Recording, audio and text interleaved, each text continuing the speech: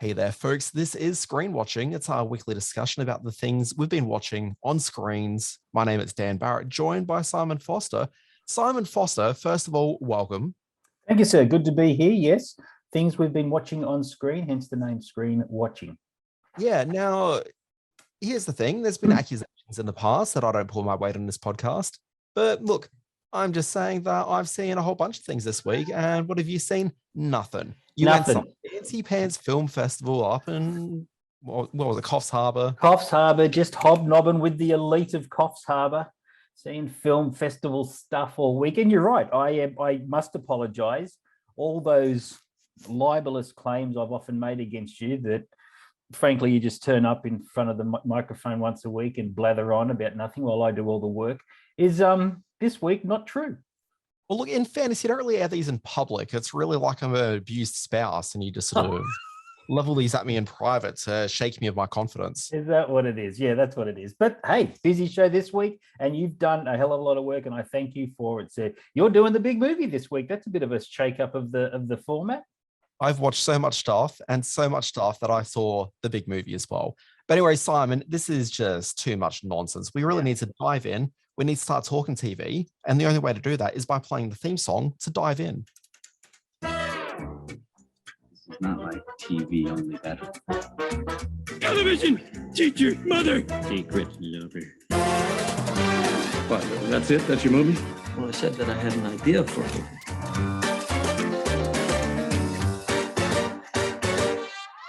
That music means only one thing. It is Screen Watching you're listening to. It's your weekly guide to things to watch or not to watch based on what Simon and I have to say about them. And we really do drive opinion, don't we? We've had a lot of feedback from people who say they wait for our podcast to decide what to watch on television or see at the movies, and we appreciate that. Yeah, I mean, that's happened at least twice. Once or twice. Mostly from your family and mine. Oh, no, my family don't listen to me at all. So does mine. Simon Foster, we have so many freaking things to get through this week. It's ridiculous, and you haven't seen any of them. So let's get started. I'm going to dive into a brand new film. It's from a small, scrappy company called Disney Marvel. It's a film called Doctor Strange and the Something of Madness. I don't know. I didn't even get the title of the film. Multiverse of Madness. A Multiverse of Madness. Yeah, I saw this thing. What do you know about the multiverse? Viz had his theories. He believed it was dangerous. He was right. So this part where I scroll for my review. Where is it? I've written too many reviews here, Simon. Okay, here we go. I'll go stretch here. Okay, ready for you. Go down. It's fine. I've scrolled through. I found it. Okay. An absolute breath of fresh air. This highly inventive movie is genuinely something special. It takes the concept of the multiverse, the idea of multiple versions of realities defined by different environmental changes and alternative choices made by characters, and it's used that to construct a film that's surprisingly deep and nuanced. While I could gush about the characters and the really strong cast, what I want to focus on is the way the films really embrace practical special effects. It means the film feels every bit tangible and real in a way that Marvel blockbusters usually don't. At the core of the film is a great performance by Michelle Yeoh, who, what? Hey, hello. I have confused my reviews. This is my review for Everything Everywhere All at Once. Oh, the other multiverse film. Oh, no. Okay, wait, here we go. All Doctor right. Strange and the Multiverse of Madness is the latest Marvel film. That's it. That's the review. We're done. Okay, Right. we got some more here. It's everything you come to expect from a Marvel film. It's special effects heavy, it's quippy, and it's never reluctant to lean heavily into fan service to generate an audience squeal. The plot has Doctor Strange rescuing a girl named America Chavez, great name, from a bug-eyed creature attacking her in the CGI streets of New York. After lots of buildings get smashed, Chavez tells Strange that she's got the ability to travel between multiverse worlds. Doc Strange reckons that the best person to help is Wanda Maximoff, who we last saw going a little bit crazy in WandaVision, where she had manifested a fake set of suns. And then the madness continues on in this film. As the title suggests, the film plays into the concept of a multiverse, but boy oh boy, after seeing Everything Everywhere All at Once just a few weeks ago, where this idea was explored with not only great creativity, but also emotional heft in a number of really surprising ways, the multiverse traversing sequences in this just felt bereft of spark and vitality. There's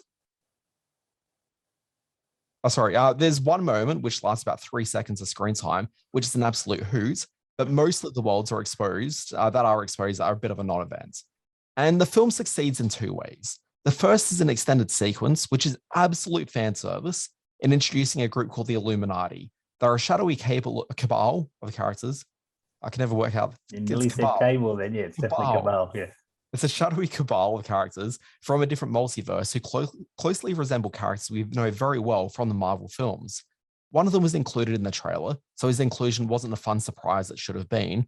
But another is a very familiar face, a character new to the MCU films, and it's certainly a character we'll see a lot more of in films to come. Of course, I can't say who it is, but it's all fan service, and it was still a hoot to watch it realized on the big screen. The other successful element of all this is Sam Raimi, who's on board directing. In the back half of the film, it gets very Sam Raimi weird. And it's not quite the cheesy creative delight that was Army of Darkness and some of his other films, but you'll certainly see him employ a similar style layered throughout this Marvel film.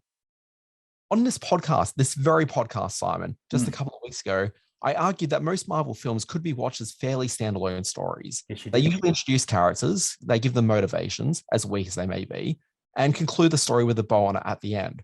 But that is certainly not the case with this one. So much of it flows on from WandaVision in terms of plot and character motivation. Unless you watch that Marvel TV show, don't even attempt to watch this. The film is perfectly entertaining enough. I can't imagine Marvel fans, hardcore or casual, are going to have a bad time with this, but it really is one for the fans who've already made theirs Marvel. I want to finish this off on one thought.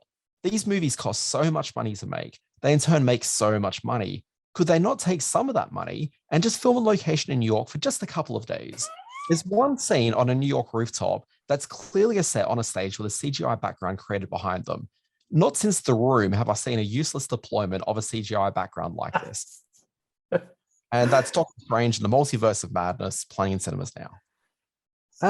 Well, that concerns me because the big pull for me, having not seen this film, and the one little skerrick of excitement I can muster up for the latest Marvel film is the fact that it was directed by Sam Raimi. Now, you mentioned Army of Darkness. I would throw Drag Me to Hell in there. Yeah, which was a wonderfully inventive, very funny, very scary film that was really Sam Raimi at his peak. I was hoping that there would be an injection of Raimian inspiration into this in much the same way that the Taika Waititi injected his own sort of sensibilities into the Thor films, and there was an injection to Captain Marvel and all that sort of stuff. So the fact that it's only just passing muster with you is doubly disappointing for me. I'll still probably see it because of the Raimi pull, but yes, the pull has certainly lessened somewhat. Look, the first half of it is fairly generic Marvel. Okay, but in the same way that I guess maybe the first Spider-Man movie that Raimi didn't really feel like a Raimi joint as much as it was just the guy who knew what he was doing making a good movie. Okay. And that's probably at play here as well. I will say I enjoyed this a lot more than the first Doctor Strange movie, which I really didn't care for at all. Okay, good. This film is very sort of mid-tier Marvel. So like you'll have a good time at the movies with it, but like it's just not one of the great ones either. Okay. All right. Sorry, a warning. If you're one of these people who've kind of given up on the Marvel credit sequences and you're like, I'm not going to stick around for these anymore. Like me. Stick around to the end for this one. There's two of them, and the final one, chef's kiss, Simon. Chef's kiss. Chef's kiss for the post-credit add-on bit. Okay, I will hang around because I am that person who just doesn't care anymore whether someone turns up after the credits. I've got fast food to eat somewhere else, so I tend to race out pretty quickly. But all right, I'll wait around. Doctor Strange in the Multiverse of Madness in wide release. Now, I was fortunate enough, several months ago, in fact, to have seen a lovely little film called Petite Maman. Wow, so you really haven't seen any movies this week. C'est quoi? C'est mes trucs d'enfant. Elle avait tout gardé. C'était pas la reine de l'orthographe. Et moi, tu as faisais où ta cabane? Dans les bois, juste derrière. Ça te fait de la peine d'être ici? J'aimais bien cette chambre. We need to figure out a way to put subtitles on the sound somehow. I don't know how we do that. But 8-year-old Melly, played by Josephine Sons, journeys with her parents back to her late grandmother's home to empty it out after she's passed away. Now, going out into the woods to play, Nellie meets a girl her own age building a fort. Now, this girl, Marion Gabriel Sands, is extremely friendly. When it begins to rain, Marion takes Nellie to her home. After Nellie explains that she is visiting after the death of her grandmother, Marion tells her that her own grandmother, also called Nellie, passed away recently. And going through the house, Nellie realizes that it is her grandmother's house and the little girl Marion is in fact her mother. Now, so unfolds this wondrous work of fantasy and quite profound drama. The latest film from French director Céline Sciamma. It's her follow-up to Portrait of a Lady on Fire. Sciamma makes the complexity of female relationships feel effortless to comprehend, whether in the teen cliques in Girlhood or the repressed sexuality of Portrait or the innocence of Petite Maman. No contemporary filmmaker matches Céline Sciamma for subtlety, nuance, and deeply moving female-centric storytelling. This latest film may be her best work, only clocking in at a fairly scant 72 minutes. It is nevertheless a breathtakingly lovely excursion to a young mind's first glimpse of grief and understanding that she exists as part of a family legacy. The twin girls playing the two parts are so natural in their characters. The film is at times very raw emotionally, though always tinged with a sense of discovery and excitement. Like I say, at 72 minutes, this is not a huge time investment, but you will find yourself completely invested emotionally in this really stunning work that ranks up there with films of the imagination like Pan's Labyrinth as a really sort of special piece of filmmaking. I'm pretty dead inside, Simon. Yeah, no, you won't feel anything, but others might. Yeah, the humans. The humans out there will. It's called Petite Maman. It is in limited release right now. Let's move on to something a little bit less highbrow, let's say. Star Trek Strange New Worlds. These people, this crew, I believe we can do anything. You wanted to seek out new life. Go where the aliens are. Your presence is... This made me so happy. When Star Trek Discovery debuted back in 2017, it sought to do something that no Star Trek show had ever done before. It introduced season-long serialized arcs. Gone was the Star Trek of old, contained single storyline episodes that would reboot every week. They were the ways of old man.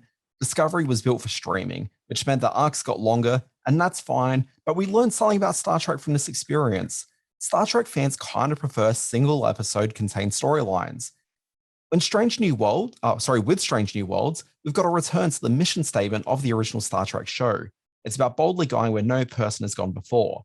But this is actually set prior to the original series. We're back on the Enterprise, but with its original captain, Captain Christopher Pike, and some of the crew are familiar. You got Spock on board and Uhura, but Captain Kirk won't be captain of the ship for a few years yet. But then you've got Captain Pike. He's a relaxed, very human guy who may just be the most desirable man in the 23rd century.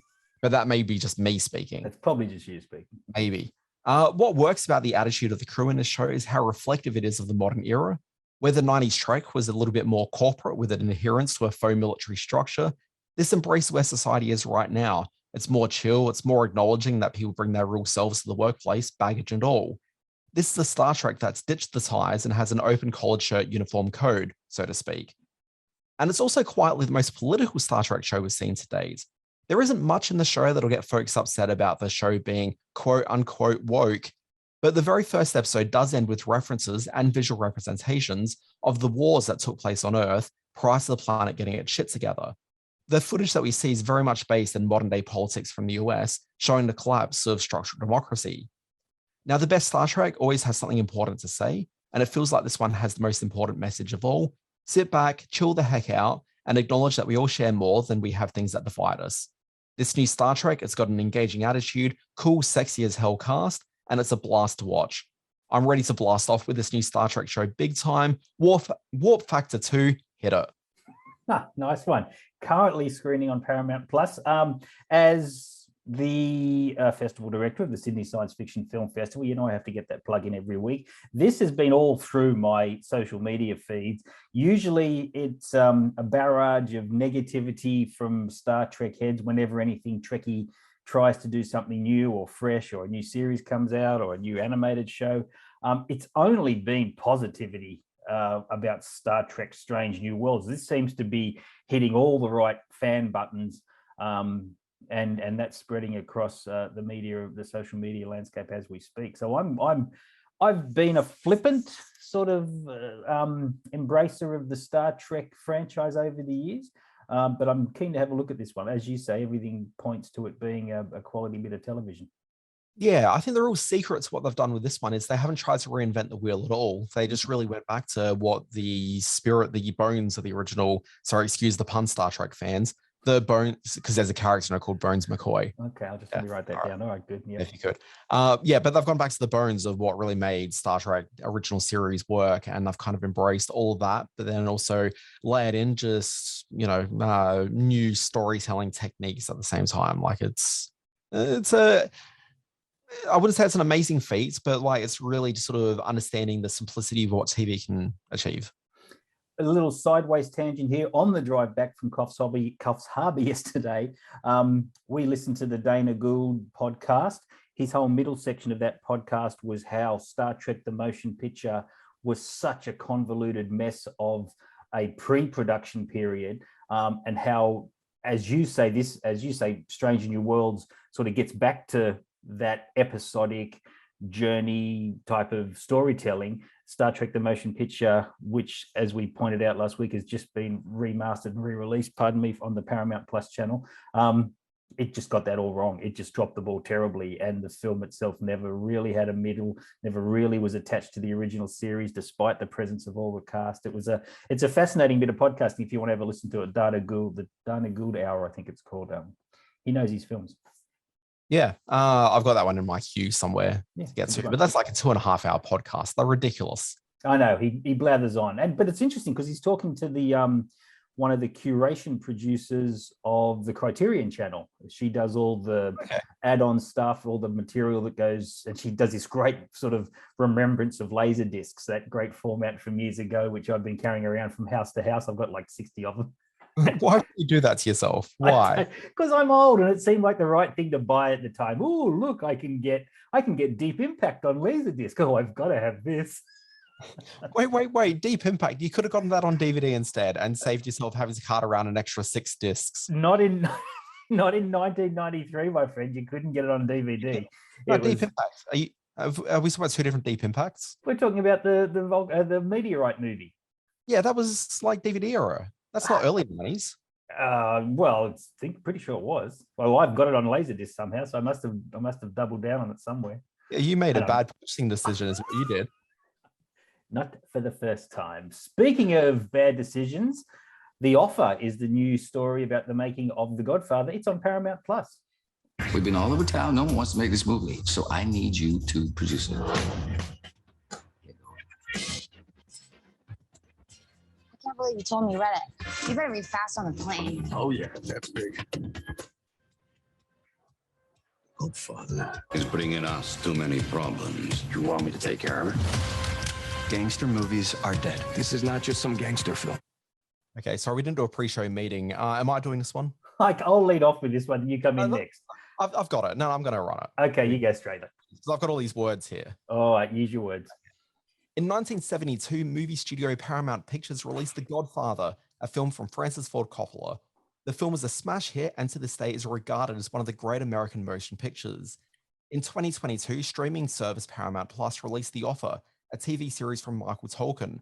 The TV series is definitely regarded as a TV show that's streaming in 2022. Making a TV show or movie about the making of one of the greatest films of all time never really delivers. For evidence of this, look at both The Offer and the TV movie RKO 281, a pretty okay TV movie about the making of Citizen Kane. Also see Mank. Now, ironically enough, you can make a great movie about the making of some of the worst films of all time. And into evidence, let us place Exhibit A, Ed Wood. Now, none of this is to say that The Offer is bad. It's very watchable, but that also isn't to say that it's especially good either. The problem with The Offer is that a number of crucial choices were made early in, and the result is a series that it's a little bit muddled, and it often looks in the wrong direction at times. So the most glaring issue with The Offer is the performances. A decision's been clearly made to go very big with some of the characters. Watch Matthew Good, who's an absolute delight as studio chief Robert Evans. He's great fun, as is Bern Gorman as Golf and Western chief Charles Bloodhorn. Dan Folgen nails his role as Francis Ford Coppola, even if the tenor of the performance is dialed quite a bit differently to the broadness of Good and Gorman. The other choice that's been made was to focus this on the viewpoint of producer Al Ruddy. Now, Ruddy's credited in the opening titles of the show, so clearly he was actively involved with the production, but he's not an especially interesting character, and he comes off as a complete Mary Sue.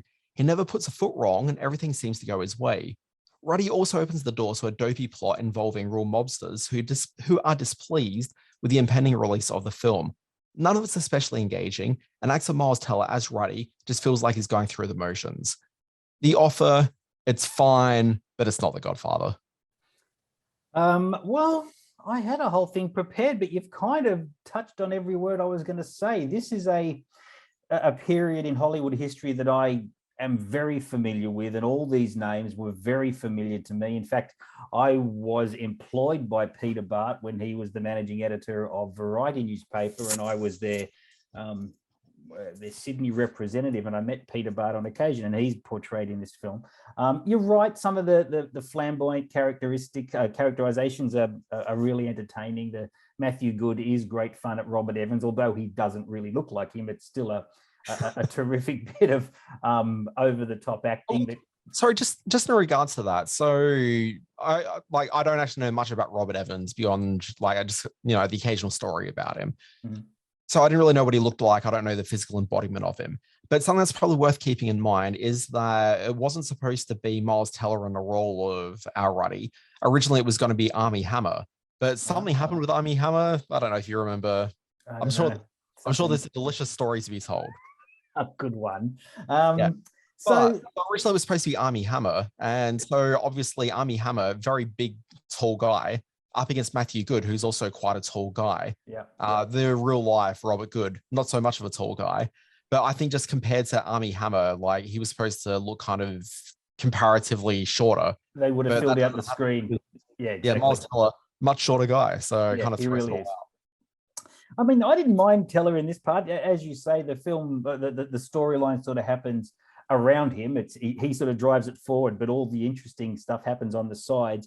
The big mistake this film makes is series. Sorry? Series. It's a series. Sorry, yes. The bigger mistake this series makes is that it falls back into that terrible gangster cliche, what are you talking about kind of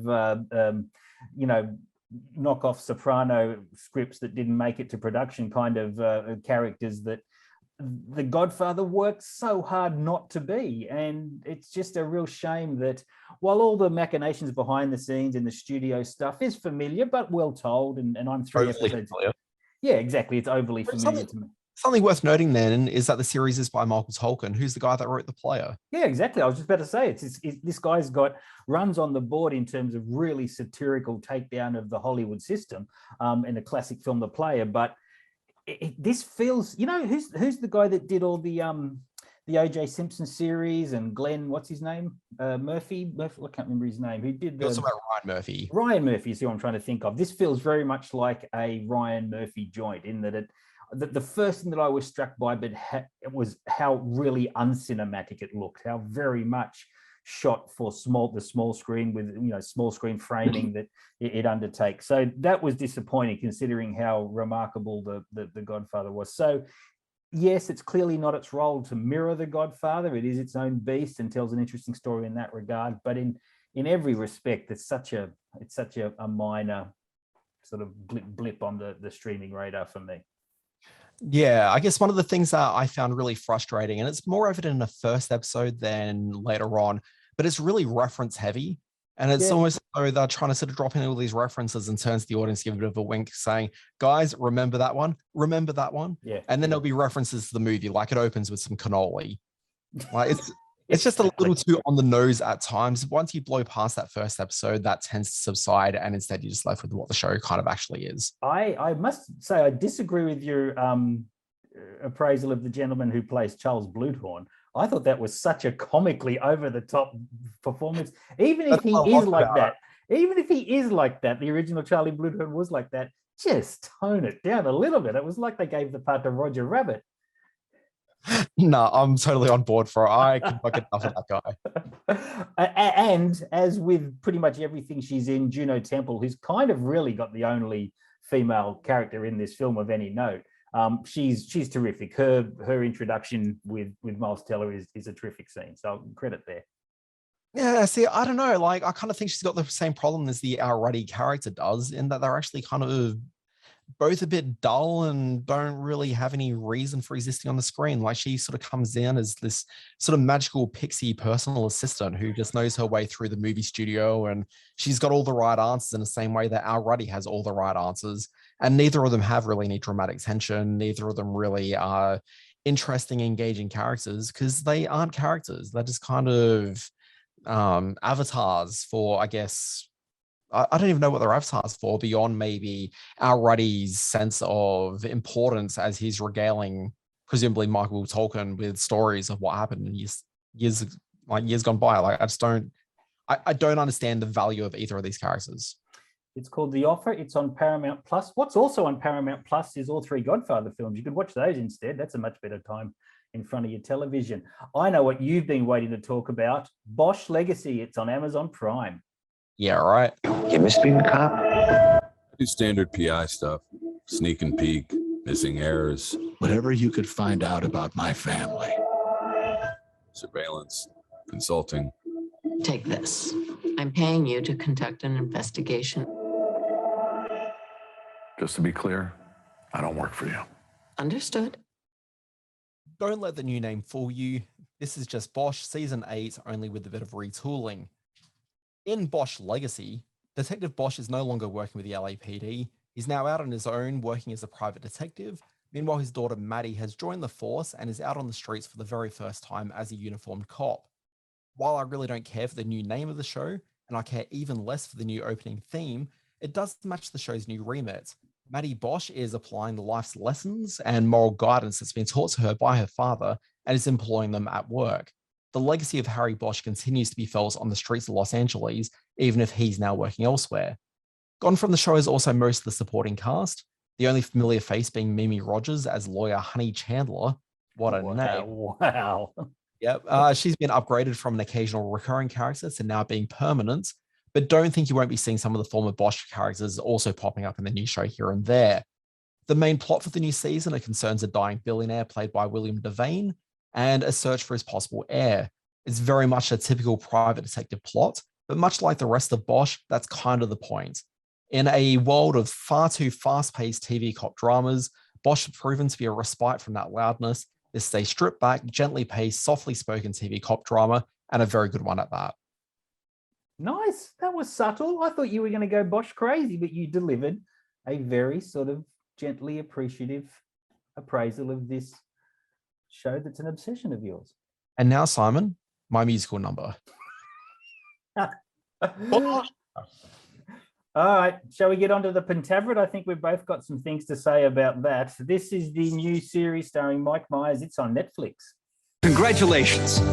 You've just been kidnapped into the world's oldest and most effective secret society of 5 men. Lord Lordington, our highest-ranking member, former Australian media mogul Bruce Baldwin, ex-member of Putin's oligarchy, Mishu Ivanov, Alice Cooper's former manager, Shep Gordon, and... There are 5 of the smartest people in the world who form a secret cabal. They are called the Pentaveret. Their agenda... Holy smokes, what have I just done to my screen here, Simon? Just went crazy. Oh, what? This has gone wild. Wild. Okay, Pentaveret, here we go.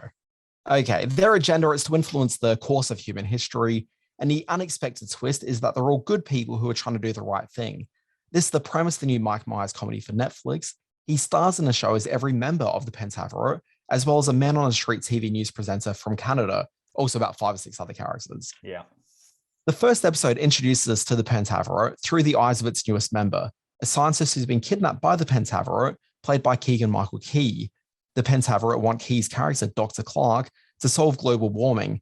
Meanwhile, in Canada, Canadian reporter Ken Scarborough is at the end of his career, and it isn't by choice. He believes he needs just one big story to keep his job, And after finding out about the Pentaveret at CanCon, which, as we all know, is the annual Canadian Conspiracy Convention, he sets out to break the story by heading to New York with his camera person in tow. And she's played by years and years breakout star Lydia West, who may or may not be the new Doctor Who. We'll find out. Wow, interesting. Now, as a 12-year-old boy when Wayne's World came out, I will forever have a warm place for Mike Myers in my heart. Yep. The question for me watching the Pentaveret was whether or not Myers still has the funny. After The Love Guru, I wasn't quite so sure. But you know what? I think he just kind of hit a rough patch. He had like this great run in the 90s with the Wayne's World films, So I Married an Axe Murderer, a film which referenced the Pentaveret in it. So this is technically a spin-off from that. Mystery Alaska, and the first two Austin Powers films. It was just the next decade wasn't kind to him at all. You got The Cat in the Hat, The Love Guru, all those fucking Shrek films. But since then, he's done some smaller character roles in random films. He produced a doco about producer Shep Gordon, who features as a character in the Pentaveret. And he had something to do with the Gong Show revival, hosted by some fellow named Tommy Maitland. It was really him. Now, look, it's time for Myers to get off the mat and back onto the screen more regularly. The Pentaveret was a reminder how much I actually miss Mike Myers on screen. This is a show with a lot of old gags. Gags like Canadians are super polite, word plays with naughty language, and so many dick jokes. But they kind of work for the most part. This is warm bath comedy, and it was really welcomed on my TV screen this week. But before Simon gives his scathing review, I also acknowledge that if I was caught in a different mood, I think I probably would have had the same reaction as Simon. Well, clearly you're back on the crack cocaine, because this is one of the worst. I got through all but one of the episodes, and I kept staring at the screen, waiting for a giggle to emit from my crusty old lips. And it never did. This is, and look, and I am the first to defend Mike Myers to anybody who has a bad word to say about him. I was slightly older than you when Wayne's World came out, but absolutely soaked it up. I even liked the sequel, which nobody else liked. I loved so. Great. Hey? The sequel's great. I know the sequel is great. It died a terrible death. I love So I Married an Axe Murderer. I've defended that movie into the ground. And you need to defend that movie from? Like, people didn't like it. It was a flop when it came out, and I've seen it many, many times over. I had the poster in my man cave when I was a younger man. I love So I Married an Axe Murderer, but this reminds me of The Love Guru. The Pentaveret is the dirty bastard love child of The Love Guru, which was the most insufferable 96 minutes I've ever experienced in the cinema in my life. There can be bad action movies, but at least something explodes. There can be bad sci-fi movies, but at least there's a spaceship or something in there. If it's a bad comedy and all you're relying on are jokes, there's nothing else to see or watch. And that's where I found myself with the Pentaveret. His humor, you know, he reminds me of. His humor is so desperate, and his effort to get dressed up for no reason at all reminds me a little bit of Daryl Summers. He's got a touch of the Daryl Summers about him. And I was a fan of Summers back in the day, but it's aging badly. And Mike Myers is aging badly, and his humor has never developed into anything worthwhile. There are efforts in here made, but nothing sticks at all. This is, and there have been some really scathing sort of online coverage of this film saying that this is as good an example of the Netflix bloat as we've seen in a long time. This is Netflix throwing a whole lot of money at a name that's on the wane, and what they get is probably what they're asking for. Yeah, I don't know. This kind of just hit me in all the right places this week. Between the legs? Because that's about as high as the humor goes. Well, that's where the humor goes in this. If something's going to get hit, it's going to be in the dick. I will say I had a bit of a giggle at Jennifer Saunders as the Meister of Dubrovnik. She had a couple of funny moments, especially when she gets shot in the mirror chamber and is swearing her head off at him. There's so much foul language in this. When it goes super meta and they bring the Netflix executive in and take out the foul language to clean it up, that was quite a funny bit. What was Shrek doing in there? Yes, fans, there is a Shrek reference in there. There was not just a reference, it's an appearance. But anything, and I always felt so sorry for Lydia West. She was such a good sport opposite Myers doing these awful, awful characters. Yeah. Anyway, I'm starting to rant now, so I'll hush up. But No, you're saying you're starting to rant, but ultimately all I'm hearing is you saying in your review, "Oh, it wasn't funny at all. I didn't like any of that." But there was that one laugh that I had, and then there was this other laugh where I laughed. No. Well, I take all that back. I think I love this.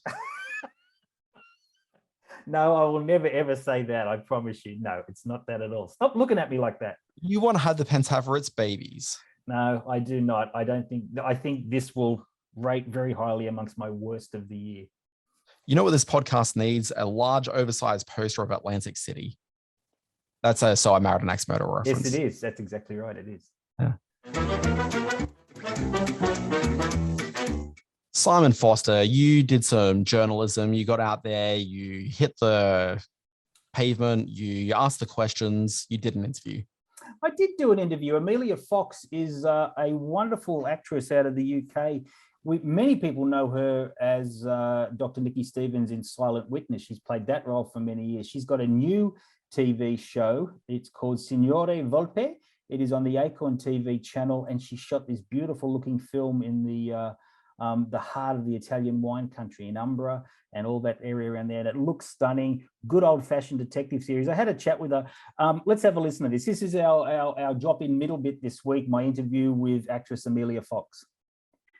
Premiering from May 2 is the Acorn TV original series Signora Volpe, a cracking bit of British crime storytelling made all the more watchable thanks to A, the stunning Italian countryside, and B, the complex and compelling lead character played by the terrific Emilia Fox, who joins us now. Thanks for speaking with us here at Screen Watching, Emilia. Oh, thanks for having me. Tell us a little about this woman you bring to such vivid life in Signora Volpe. What are the traits that Sylvia possesses that make her so interesting to play? Well, I mean, what a great character written by Rachel and Sally. And I mean, such a rich character to play because, of course, you've got her MI6 agent life, which, you know, was fantastic to do research into espionage, and it was a very physical part to play. But what I loved about it is that, you know, she's a woman who's at a crossroads in her life. And for me, as an actress in my 40s, being given a part like that was such a great thing to get my teeth into. She's at this crossroads in her life. She's been let down by MI6 and feels betrayed by the job that she's given her life to, and by her ex-husband, who she is still working with and still sleeping with. So there's lots of complication in that. But because she has been absent from her family's life, it makes her more determined to get out to her niece's wedding in Italy, and to not let everyone down again.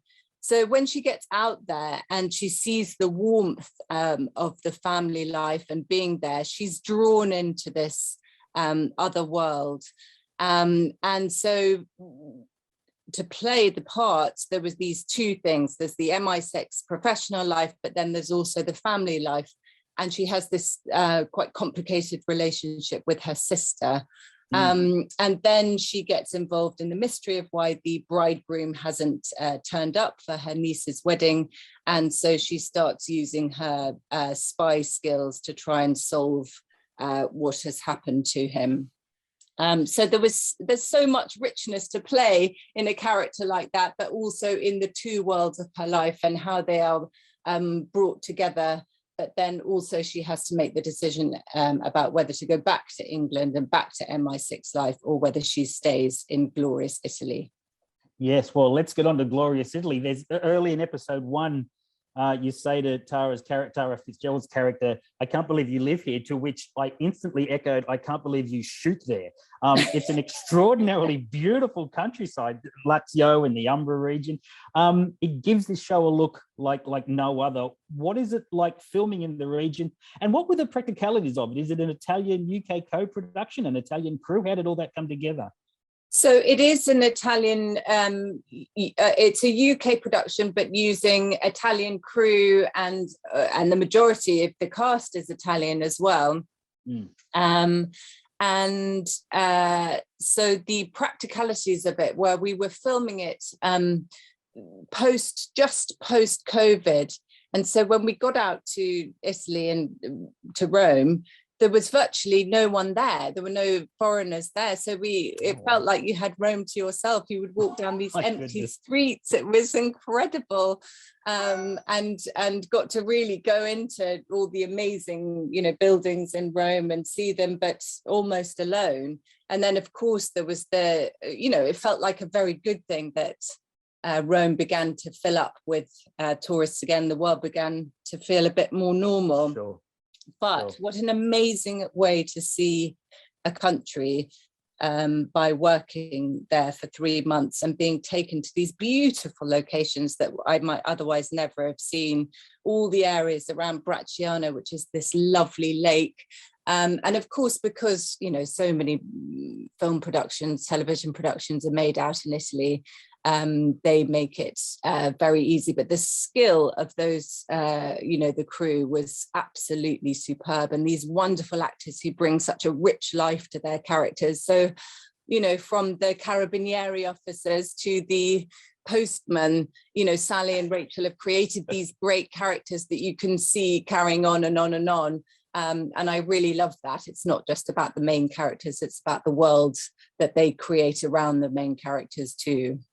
Well, you mentioned the cast and the wonderful Tara Fitzgerald, but I must admit my wife walked past the screen as I was watching it on my laptop here, and she got a glimpse of Capitano Riva and she went, "Oh my, who's that?" Well, that's exactly what we hope for. Please say thank you to your wife, and what a lovely, lovely man Giovanni is, who plays Capitano Riva. And he plays him absolutely brilliantly. Yeah, he really does. And it's such a beautiful looking cast and location. It's a very unique show in that regard. You take on the added role of executive producer on the show. That suggests a particular degree of creative investment in the show and how you hope it turn out. What extra challenges does that present? Well, I think my role in it was really, from seeing it evolve from the beginning and being able to chat to Rachel and Sally about the character from the beginning and being able to talk through the scripts and follow the character through the 3 episodes. And so my role as an exec producer was really, being involved on script level a little bit, and also being involved in things like when I read the script, I imagined Tara Fitzgerald playing my sister. And so I was able to suggest Tara for that role. I was able to go to auditions and work with actors, for other parts in it as well. So that's what my role as an exec producer was, really being, just seeing it evolve over the course of the series. You're perhaps best known to Australian audiences as Dr. Alexander, as Nikki in Silent Witness, and it's great to have that level of fame and recognition. Can it be a bit of an albatross when trying to establish a strong new character like Sylvia Fox? Do you feel bound by past successes, or are you reaching out here? Well, I think because the crossover is, of course, the crime genre itself and the solving of mysteries. But apart from that, I felt that they existed in 2 very separate worlds. And, Nikki has the medical side of crime solving, and Sylvia has the spy side and, a slightly more detective-y role in it. But actually maybe not a detective, because it is spy mixed with a sort of natural curiosity and nosiness, sure. And then being asked to solve slightly less than regular mysteries. As the series goes on, you'll see she goes on the hunt for a truffle pig. So I think the 2 worlds don't, there's a good cross-pollination in that it's a world that I know, but also that they're quite separate too. So I hope people will see them as separate. You carry in your name an extraordinary British acting legacy, and your father Edward turned 85 just a few days ago, and congratulations on that. I hope everything's going well. Thank you. What did he, and your mother, of course, and it's ridiculous to try to instill this in the answer to a single question, but what did he instill in you about the art and craft of acting? Well, both my parents instilled from the very, very beginning, and I think it would have applied to any job as much as it does acting, but a really healthy work ethic. And in fact, I think it's probably every parent's worst nightmare when their child says they want to be an actor, because it's such a precarious profession. I mean, I know I feel it with my own daughter now. I'm sort of waiting for the day when she says I want to be an actress, and I'll be like, are you sure? There's a whole host of other careers you could choose. But they sort of let me, I think we were all aware from the very beginning, all of us in the family who do, who work in this business want to have succeeded in our own right, and not to have people say, oh, you've got a job because you're part of this family. So we all sort of stepped away from talking to each other about acting, or, we slightly pretended we had nothing to do with each other professionally, not personally, of course. But then you set your own challenges and to succeed in your own right. So, and then I think, now I've been doing it for 26 years. I think they're just relieved that I can make a living from it. As any parent would be. They must be very proud, because the work you've done is wonderful. And certainly the work you do in Signora Volpe is some of the best you've ever put on screen. So it premieres on Acorn TV from May 2. Emilia Fox, thank you so much for talking with us. It's such a joy. I've been a fan for a long time. Thank you. It's lovely to talk to you. Thank you. Okay, bye-bye. Bye. So Simon Foster, where do people watch this? This is on the Acorn TV platform, which is flying under the radar a bit. It's a platform that gets all the British series, old and new. They're spending quite a bit of money on shows like Signora Volpe. They're attached. It's all available through the AMC, like branding and aligned with them. So check out Acorn TV. There's lots of good stuff on there. Simon Foster, we wind out the podcast every week with a look at the week ahead. Yes, we do. A couple of interesting movies debuting on streaming. On Netflix from May 10 is Operation Mincemeat. This has got a great cast. Colin Firth, Matthew McFadyen from Succession, the great Kelly MacDonald.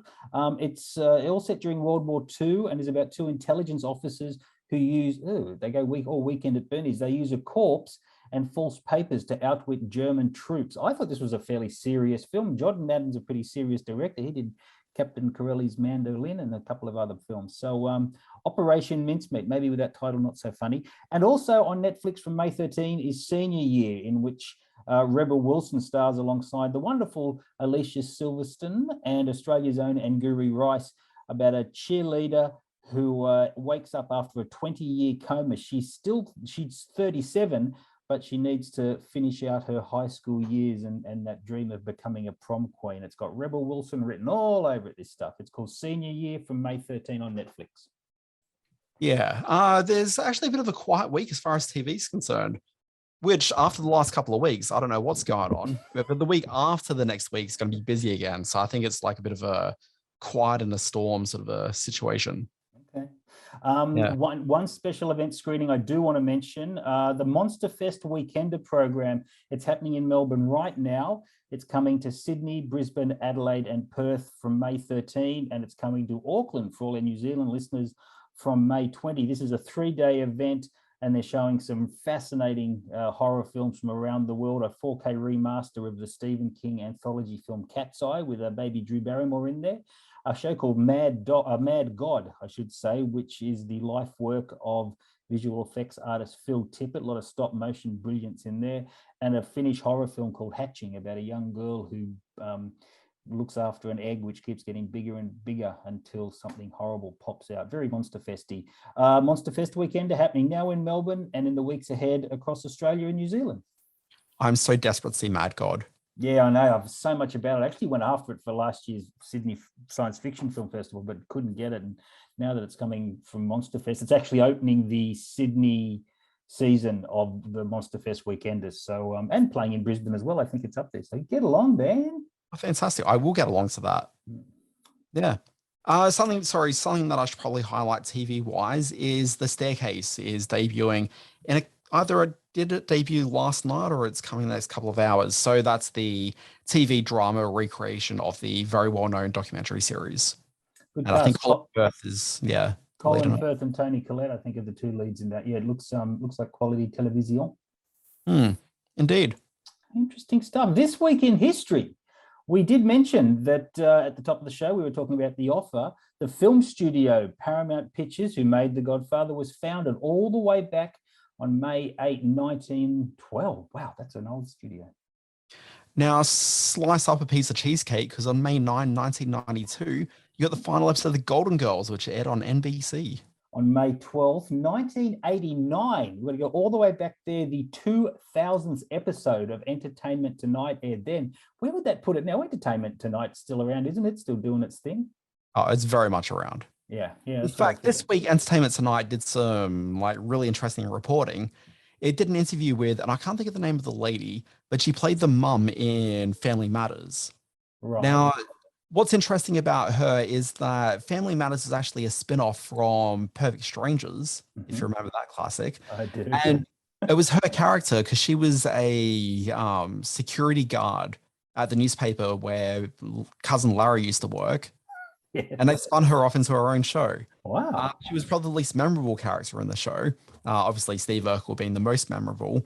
But she gave this interview where it's clearly her just really angry about the whole Family Matters situation. And she starts just lashing out, particularly at Jaleel White, who played Urkel. And he may have been fairly unpleasant to deal with, I'm guessing. Oh, but she's wow. got this amazing story about how there was one moment where he threatened to get into a physical fight with her. Urkel, you little bastard. Yeah. Anyway, it's just a great interview on Entertainment Tonight. I'll check it out. It's probably available online. Entertainment Tonight makes its 200. Oh, we've done that one, 2000th episode. May 12, 1994, Pulp Fiction premieres at the Cannes Film Festival, went on to win the Palme d'Or, and cinema was changed forever. Oh, here's one for you. Le Big Mac. May 13, 2004, you got the final episode of Frasier, watched by 33 million people. Interesting Dan Barrett trivia fact. Don't really care for Frasier that much. Ah, okay. That's a shame. Okay, so that's the news. Birthday time. No, not happy birthday. No, not that. Please, no, not happy birthday. May 9th, 1940, James L. Brooks. He was the producer-director of a number of your favorite movies, including Broadcast News, and an executive producer of shows like Taxi, The Critic, and The Simpsons. On May 9, 1979, the beautiful Rosario Dawson, star of Clerks and Sin City and many other things, she was born. What's that new thing she's on the show at the moment? Which one are you talking about? DMZ, what's that called? Yeah, DMZ is like a nothing. It's a trifle. Oh, okay. But she's probably more notably the star of Ashoka, the new Star Wars series. Of course. Yeah, she's the Star Wars character. Good for her. Also, Simon, excuse me, you referred to her as the star of Clerks. I think you'll find that she was a star in Clerks 2 and not the low-budget indie original. But heaven forbid that I tell you about movies. I hate it when you get one over me on movies. I hate it. It's ruined the whole podcast. Shut it down. Shut it down. May 11, 1995, Shira Haas, who's an Israeli actress from the TV series Unorthodox. May 12, 1981, Oscar winner Rami Malek from Bohemian Rhapsody and The Bad Guy in No Time to Die was born. Sorry, how do you list those two as his credits and not mention Mr. Robot? I never saw Mr. Robot. Was he good in that? Dude, watch Mr. Robot. It's incredible. You'd love it. Yeah, I've got no time for that. That's old now. Isn't that like 2016 or something? Oh, for Pete's sakes. And I'm on a film and TV podcast.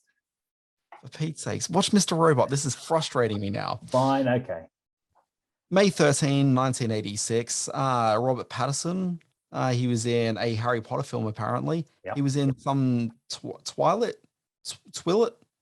and he was also the Batman. Hey, we finished another podcast. Quick, hurry, I've got to go and watch Mr. Robot. It's on again. You really should. Folks, thank you very much for listening to Screen Watching. My name is Dan Barrett. You can find me on Twitter at the Dan Barrett. Start your day with my free newsletter. It's called Always Be Watching at alwaysbewatching.com. It's got the big stories in TV, streaming, and film. And on Fridays, you got the Always Be Streaming newsletter, which recounts the big shows that launched that very week. You can read my words over at screen-space.net. I'm at Simon R. Foster1 on the Twitter. Check out the Screen Watching Facebook page at Screen Watching Podcast. And there'll be some cool interviews going up on the YouTube channel this week. I'm shooting a couple on Tuesday with some exciting young filmmakers. Lots of uncut interviews and fresh trailers up there for you to peruse. And of course, follow Screen Watching via your favorite podcast app. Load it up now, hit the follow button, and the podcast will keep on flowing on in. All right, my friend, another podcast done and dusted. What are we talking about next week? Any idea? We're getting very close to the Top Gun madness. We're getting very close to the Jurassic World Dominion madness. You know what? I was thinking about Jurassic World Dominion. And go. if I didn't see that in the cinema, I don't think I'm missing anything. Really? Yeah. Because I just don't think I'm that excited about the franchise anymore. Oh, okay. Yeah, look, it's been patchy. You're absolutely right. The last couple have been highs and lows.